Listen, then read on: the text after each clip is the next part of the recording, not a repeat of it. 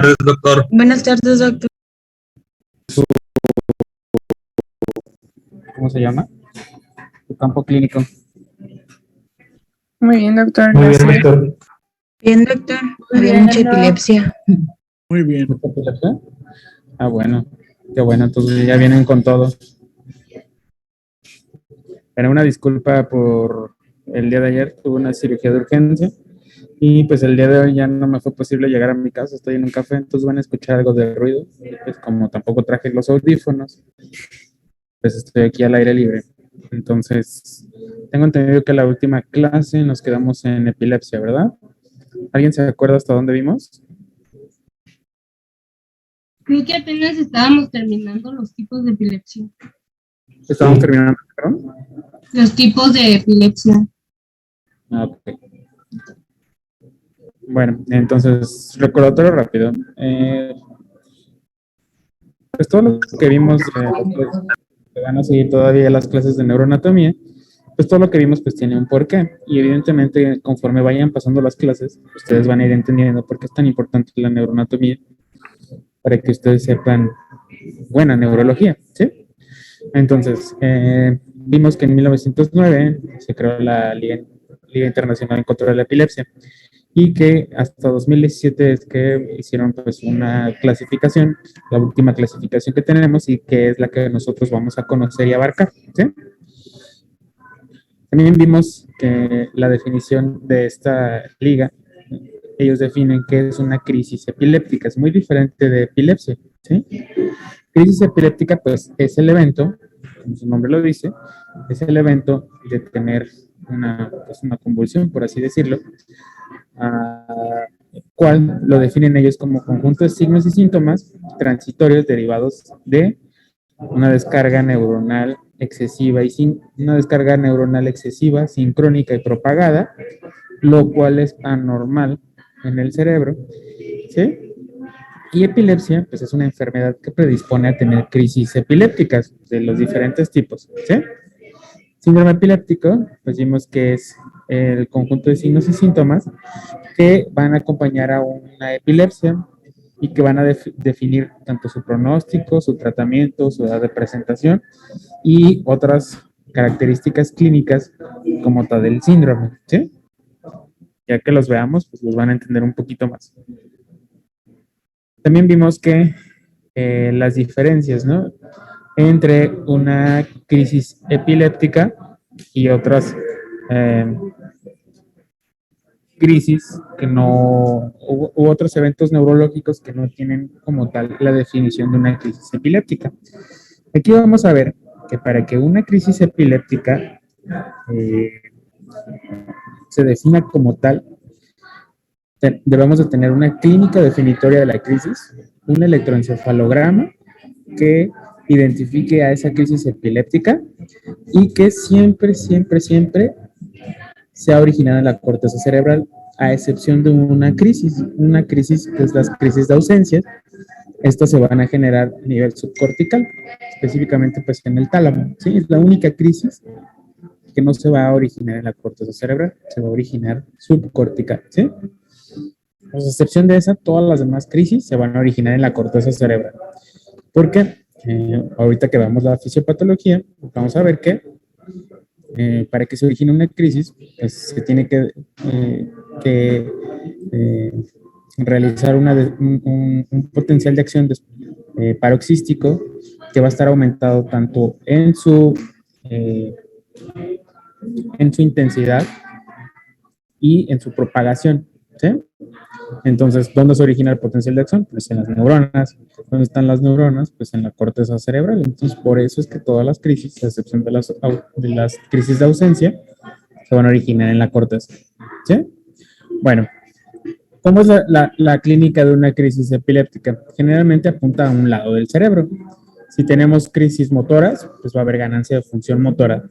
Si el foco epiléptico se localiza en el área cortical que da la sensibilidad, pues tenemos crisis sensitivas, ¿sí? Si se origina en el foco epiléptico en la corteza occipital, pues tenemos crisis visuales. Por eso es que debemos de tener bien claro cuáles son los giros involucrados en cada crisis, ¿sí? Cualquier tipo de epilepsia siempre va a tener una manifestación electroencefalográfica, ¿sí? Entonces, al momento de la crisis, se va a identificar que el electroencefalograma está alterado. A este electroencefalograma alterado durante una crisis le vamos a llamar descarga ictal, ¿sí?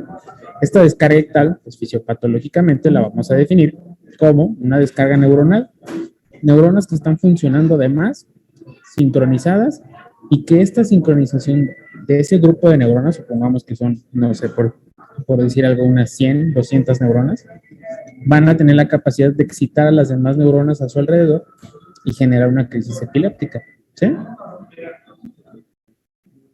¿Cuál es el caso típico de que se junte todo esto? Pues la crisis epiléptica, ¿sí? Pero vamos a ver qué pasa si tenemos un paciente con síntomas focales, por ejemplo, tenemos aumento de movimiento en la mano del lado derecho, ustedes le hacen un electroencefalograma, está normal, ven que el probable sitio de afección pues es subcortical o en el tronco, pues esto es caso característico de una enfermedad neurodegenerativa, por ejemplo Parkinson. Parkinson pues tiene movimientos anormales, movimientos no voluntarios caracterizados por temblor, y que pues el foco fisiopatológico, ya cuando veamos movimientos anormales, pues es a nivel subcortical, ¿sí? Esto no necesariamente es una crisis epiléptica. El paciente mueve la mano involuntariamente, si le hacen un electroencefalograma, pues está normal, o cualquier enfermedad que se caracterice por tener movimientos anormales, Parkinson, las distonías, los tics, cualquier tipo de corea de Huntington, o esas coreas asociadas a fiebre reumatoide, perdón, ¿sí? Bueno, ¿qué pasa si tenemos síntomas focales, ya sea ganancia de función, pero nuestro electroencefalograma no está con una descarga ictal, sino que el electroencefalograma está lentificado, o sea, el cerebro está funcionando de menos, ¿sí? Le hacemos el electroencefalograma, vemos que las ondas están aplanadas, que no está funcionando, que hay una disfunción generalizada. Esto sí se va a originar en la corteza cerebral. ¿Cuál es lo característico de esto? Pues lo metabólico. ¿Metabólico qué? Una hipoglucemia o hipoxia, ¿sí? Entonces, la hipoglucemia y la hipoxia, pues, ¿qué es lo que lleva a la sangre? Oxígeno, ¿no? Y glucosa. Si no llega sangre, o si no llega oxígeno, perdón, o no llega glucosa a las neuronas, pues ¿qué es lo que va a pasar? Van a dejar de funcionar. Y esto va a originar que un electroencefalograma, que es manifestación de la actividad neuronal, pues esté aplanado, ¿sí? Y esto sí puede generar crisis epilépticas, una crisis convulsiva, pero generalmente el electroencefalograma pues está lentificado. O ya cuando veamos cefaleas, vamos a ver que la migraña, sobre todo la migraña con aura, comparte muchas características clínicas y fisiopatológicas con la epilepsia, ¿sí? Entonces, para que ustedes vean la diferencia. Ahora bien, ¿qué es lo que pasa cuando, pues, vemos que una paciente, pues, tiene pues, movimientos anormales, le hacemos un electroencefalograma, vemos que todo está bien, pero en este caso, pues la paciente, pues sus movimientos, entre comillas, anormales, pues no corresponden clínicamente a una área focal del cerebro, pues ¿qué es lo que pasa? Pues puede haber también pseudocrisis o crisis conversivas, y esto es muy característico del trastorno limítrofe de la personalidad. Pacientes generalmente son género femenino con este trastorno de personalidad llegan a tener frecuentemente pues este tipo de crisis conversivas. Ya más adelante vamos a ver un video de esto. Causas de crisis epilépticas, de epilepsia, pues hay muchísimas, ¿sí? Realmente no vale la pena mucho pues ahondar en esto, y pues más adelante cuando veamos epilepsias y los síndromes epilépticos vamos a ver algunas cuantas. Vimos también que es el tercer trastorno neurológico más frecuente, que solo después de la enfermedad vascular cerebral y las demencias, y que va a tener una incidencia aproximada de 0.5 a 1.5% de los pacientes, ¿sí? Generalmente los países en vías de desarrollo van a tener una incidencia algo mayor, ya rondando al 1.5% de epilepsia. Esto debido a que las enfermedades neuroinfecciosas son un tanto más comunes en los países en vías de desarrollo, específicamente pues la neurocisticercosis. En su momento, en los 70s, 80s, la neurocisticercosis pues era una enfermedad que mantenía una prevalencia alta de epilepsia en nuestro país, en México, ¿sí? Todos nosotros, todos, independientemente de nuestros factores de riesgo, tenemos hasta un riesgo de 2 o 3% de presentar alguna crisis epiléptica durante nuestra vida, ¿sí? ¿Cuáles son las edades de riesgo más comunes o más preponderantes? Pues los extremos de la vida, ¿no? Antes de los 10 años y después de los 70 años, ¿sí? La primera y séptima década de la vida son las personas que tienen mucho mayor riesgo de presentar alguna crisis epiléptica. Sobre todo los niños llegan a presentar más mioclonías ausencias y los adultos llegan a presentar un poco más crisis focales y generalizadas. Hasta 25% de las veces llegan a tener nada más una causa. Entonces, un porcentaje mucho mayor, pues no se llega a establecer bien una causa de por qué el paciente convulsiona o tiene crisis epiléptica o por qué es epiléptico, ¿sí? Y esto pues automáticamente va a reducir la expectativa de vida de toda persona. La epilepsia como tal, la epilepsia en una crisis epiléptica aislada va a disminuir la expectativa de vida alrededor de 2 a 10 años, ¿sí? ¿Por qué se mueren los pacientes? Pues creo que eso también lo vimos. Complicaciones cardiopulmonares, apnea, obstrucción de la vía aérea que genera anoxia, edema pulmonar, alteraciones vegetativas como bradicardia o asistolia, arritmias, que no es nada despreciable su frecuencia, y que hasta cierto grupo de pacientes, 10-15% de los pacientes llegan a presentar una muerte súbita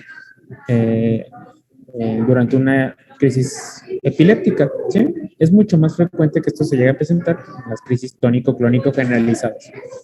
Entonces, habíamos hablado que durante el potencial de acción, las neuronas pues, van a generar ese potencial, ¿sí? Ese potencial generalmente para cualquier tipo de actividad, no sé, para mover la mano, para mover el pie, pues generalmente se estimula ese grupo de neuronas que se dedican a hacer esa actividad. Ese potencial de acción tiene cierto nivel, tiene cierta propagación y tiene cierta amplitud, ¿no? Para que pues no se estimulen al mismo tiempo todos los músculos flexores o extensores. Lo característico de un foco epiléptico es que este potencial de acción va a tener un cambio en su despolarización. ¿Qué es eso? Existe algo que se llama el cambio de despolarización paroxística, que va a ser una despolarización de ese grupo de neuronas, la cual va a estar aumentada en su frecuencia, intensidad y amplitud, ¿sí? Entonces, ya tenemos que ese grupo de neuronas empezó a descargar de forma normal, se propagó ese mismo potencial de acción o ese impulso ya se propagó. Si se queda localizado a alguna parte del cerebro, bueno, hablemos de la zona motora, pues genera crisis focales, ¿no? Si se generaliza todo el cerebro, pues habrá una crisis epiléptica generalizada, ¿sí? Entonces, si se localiza una parte, focal. Si se generaliza, pues generalizada. No creo que sea complicado, pues eso, ¿sí? Y este potencial de acción generalmente va a liberar diferentes neurotransmisores. ¿Cuál es el neurotransmisor excitatorio por excelencia en este tipo de crisis? El glutamato, ¿sí? Va a estimular a los receptores de NMDA. ¿Cuál es el neurotransmisor inhibitorio por excelencia? Pues el GABA, ¿sí? Entonces, ¿qué tiene que haber para que el potencial de acción esté aumentado y amplificado? Pues aumento de glutamato y disminución de GABA. Esto también tiene mucho que ver cuando hablamos, espero que hoy, fármacos antiepilépticos. Esto tiene mucho que ver con la acción de los diferentes fármacos antiepilépticos que van a bloquear los receptores de glutamato, de NMDA, perdón, van a aumentar o disminuir los niveles de gabapentina o van a aumentar disminuir la recaptura de gabapentina, ¿sí? Y esto nos lleva a la clasificación. Crisis en 2017, pues la ILAE lanza esta clasificación que las va a dividir en focales, generalizadas, de inicio incierto e inclasificables. ¿Sí? Focales, las vamos a dividir en con o sin alteración del estado de conciencia, y motoras y no motoras. Entonces puede haber una crisis no motora con alteración del estado de conciencia o una crisis motora sin o con alteración del estado de conciencia. Y las generalizadas las vamos a dividir únicamente en motoras y no motoras. ¿Sí? De inicio incierto, pues vamos a ver qué síntomas son los que predominan en la crisis, si son motores o no motores, y cuando no tenemos pues ningún tipo de evidencia de qué fue lo que pasó, pues inclasificables. Antes había un tipo de crisis que se les llamaba focal secundariamente generalizada, pero ese término pues ya no está en uso. Según la ILAE del 2017, como tenemos que llamarles, es de focal a bilateral, ¿sí? Tónico-clónica, nada más. Es lo mismo que una focal secundariamente generalizada. ¿Sí se escucha bien? Sí, doctor, sí, se Doctor. escucha. Sí, doctor. Sí, doc, se escucha. Ok, bueno. Y aparte, pues la ILAE nos lanza una clasificación extendida, ¿sí? Ustedes tienen que saberse a la perfección esta, ¿sí? Pero el nivel en el que están, deben de saberse perfectamente esta. Pero, según la ILAE, dentro de las crisis focales motoras, vamos a ver que existen automatismos, las crisis atónicas, clónicas, espasmos epilépticos, hiperkinéticas, mioclónicas, tónicas. Y de las no motoras, pues las principales son las autonómicas, el arresto de la conciencia, cognitivas, emocionales, sensoriales. Las generalizadas motoras, pues son prácticamente casi las mismas que acá. Tónico-clónicas, clónicas, tónicas, mioclónicas, mioclónico-tónico-clónicas, mioclónico-atónicas, atónicas, ¿sí? Y de las ausencias, de las no motoras, perdón, la típica, pues las ausencias, ¿no? Y de las ausencias las vamos a dividir en típicas y atípicas. ¿Sí? Bueno, creo que también vimos los videos, pues no está mal recordarlo.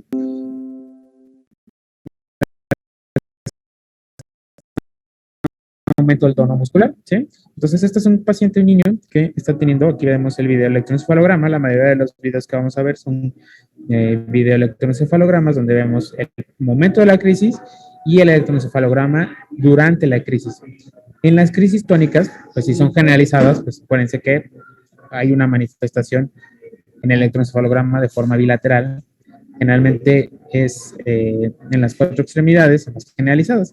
Si es focal, lo que va a pasar es que va a afectar únicamente una parte del cuerpo, ya sea del lado derecho o del lado izquierdo. Las crisis tónicas se van a caracterizar por aumento del tono muscular, sobre todo en los músculos en las piernas, en los músculos extensores, o sea que las piernas van a estar